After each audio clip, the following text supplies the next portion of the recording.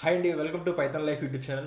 So ఈరోజు topic వచ్చేసరికి ఏంటంటే మనకి ప్రజెంట్ మార్కెట్లో బాగా బూమ్ అవుతుంది కదా, యాంటీ గ్రావిటీ అని చెప్పేసి గూగుల్ వాళ్ళది.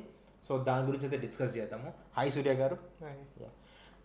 యాంటీ గ్రావిటీ అంటే ఏంటిది, దాని గురించి మీ వర్డ్స్తో చెప్తారా? యాంటీ గ్రావిటీ అంటే మనం దీన్ని ఐడిఈ అంటామండి. సో ఐడిఈస్ అనే ఏంటంటే ఒక నార్మల్ పర్సన్ కూడా అర్థమయ్యేలా చెప్పాలంటే మనం ఒక కోడింగ్ చేయాలనుకుంటే మనం 10-15 ఫైల్స్ వాడుతూ ఉంటాం. వేరే వేరే చోట్ల నుంచి అన్ని తీసుకురావాల్సి ఉంటాయి. వేరే వేరే links, different types of files open చేయాల్సి ఉంటాయి. వీటన్నిటిని ఒకటే చోట చేసుకునే దాన్ని ఐడిఈ అంటాం. సో సింపుల్గా ఒక all in one for coding అనమాట. సో ఈ ఐడియాస్లో మనకి బాగా వినబడే కోడ్ విఎస్ కోడ్. ఈ మధ్య బాగా పాపులర్ అయింది కర్సర్. ఇప్పుడు ఈ రెండింటికి అన్నీ కాకుండా ఇప్పుడు మనకు కొత్తగా ఈ యాంటీ గ్రావిటీ అనేది వచ్చింది. In some cases anti gravity is better than Cursor and VS code. In some cases it is little bit worse, అంటే దానికన్నా కొంచెం వర్స్ట్గా ఉంటుందని చెప్పచ్చు. అంటే డిపెండ్స్ ఆన్ మనం ఏ పాయింట్ ఆఫ్ వ్యూలో చూస్తున్నామని చెప్పి. సో ఎక్కువగా ఈ మధ్య కంపారిజన్ అంటే cursor versus anti gravity. First cursor అంటే ఏంటో చెప్తాను. కర్సర్ అనేది ఏంటి అంటే మనకి జనరల్గా కోడ్ రాస్తూ ఉంటాం కదా, విఎస్ కోడ్లో ఏమైనా కోడ్ రాస్తే ఆటో కంప్లీషన్, మన మొబైల్లో ఆటో కంప్లీషన్ ఉంటుంది. దానికి ఇంకొంచెం హైయర్ వెర్షన్ విఎస్ కోడ్లో ఉంటుంది, కోడ్ ఆటో కంప్లీషన్. మనం ఏం కోడ్ రాయబోతున్నాము అనే ఒక ఇంట్యూషన్ అనేది దానికి అర్థమవుతుంది.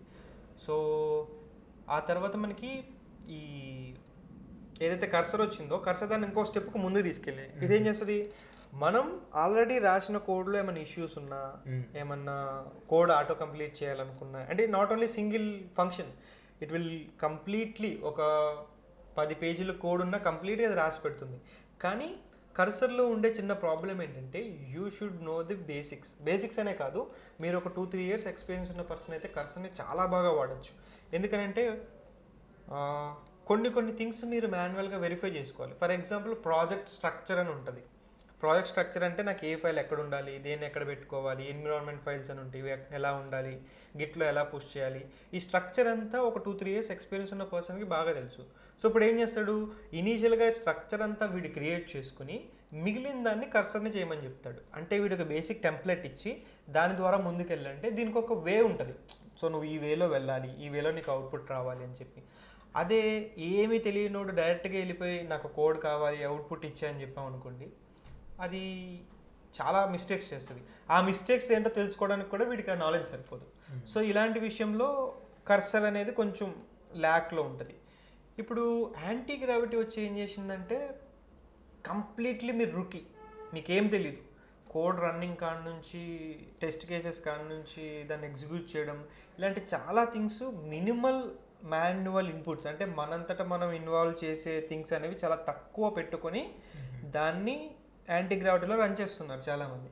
కానీ ఇక్కడ వచ్చే ఇష్యూ ఏంటంటే దీంతో మనం వెరీ బేసిక్ యాప్స్ మాత్రమే చేయగలం. కాంప్లెక్సిటీ పెరిగే కొద్దీ దీంతో కాంప్లెక్సిటీ అనేది ఇంక్రీజ్ అయిపోతుంటుంది.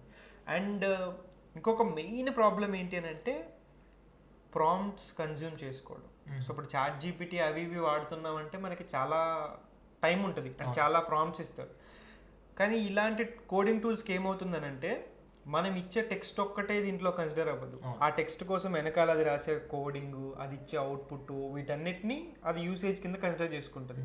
సో ఒక రఫ్లీ చెప్పాలంటే మీరు ఒక లెట్సే మీరు ఒక అలారం సెట్ చేసే అప్లికేషన్ అనేది బిల్డ్ చేయాలనుకోండి, జస్ట్ అలారం, ఇంకేం లేదు. నేను అలారం సెట్ చేస్తే ఆ టైంకి అలారం మోగాలి. ఇలాంటి అప్లికేషన్ని మీరు బిల్డ్ చేయాలి అని అనుకుంటే చాట్ జీపీటీలో ఆన్ యావరేజ్గా మీరు ఒక 15-20 డేస్ ఎంత చాట్ చేస్తే ఎంతైతే ఖర్చు అవుతుందో అన్ని టోకెన్స్ అంత ఛార్జ్ అనేది దీని మీద పడుతుంది. సో దానివల్ల ఏమవుతుందంటే మనకి వాడు ఒకవేళ ప్రీమియం సబ్స్క్రిప్షన్ తీసుకున్నా కూడా ఒక ప్రాజెక్ట్ చేస్తే అయిపోతుంది ఒక మంత్కి. కానీ రియల్ టైం ప్రాజెక్ట్స్లో ఇట్ ఫార్ మోర్ అనమాట. అంటే వాడిచ్చే లిమిట్ ఎప్పటికీ సరిపోదు మనకి. సో ఇది కూడా అంటే అప్కమింగ్ ఫ్యూచర్లో రేట్లు తగ్గడం, ఇంకా అంటే ఇప్పుడు చూసుకుంటే సినారియో 2 ఇయర్స్ బ్యాక్ సినారియో తీసుకుంటే ఇప్పుడు చాలా వరకు రేట్లు తగ్గినాయి. కానీ ఇవి ఇంకా డౌన్ అవ్వాలి. అలాంటప్పుడు ఈ యాంటీ గ్రావిటీ అనేది బాగా యూజ్ అవుతాయి.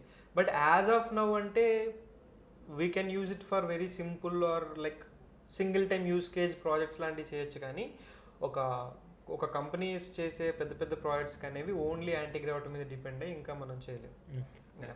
సో విన్నారు కదా యాంటీ గ్రావిటీ గురించి. సో ఇట్లా ప్రతిదీ కూడా మీకు డీటెయిల్డ్గా లైక్ మార్కెట్లో ఉన్న ట్రెండ్ గురించి కానీ మొత్తం కూడా తెలుసుకోవాలనుకున్నా, లేకపోతే మీరు ఏ సంబంధించిన ఏదైనా తెలుసుకోవాలనుకున్నా కూడా మేము ఒక న్యూ బ్యాచ్ అయితే స్టార్ట్ చేస్తున్నాము. సో బ్యాచ్ లైక్ నేమ్ వచ్చేసరికి ఏంటంటే full stock data science with generative AI అనమాట. సో ఈ బ్యాచ్కి సంబంధించిన డీటెయిల్స్ అన్నీ కూడా కామెంట్ సెక్షన్లో పెట్టినాము. అక్కడ ఫ్రీ డెమో లింక్ కూడా ఉంది. డెమో చూడండి, డెమో నచ్చితేనే జాయిన్ అవ్వండి.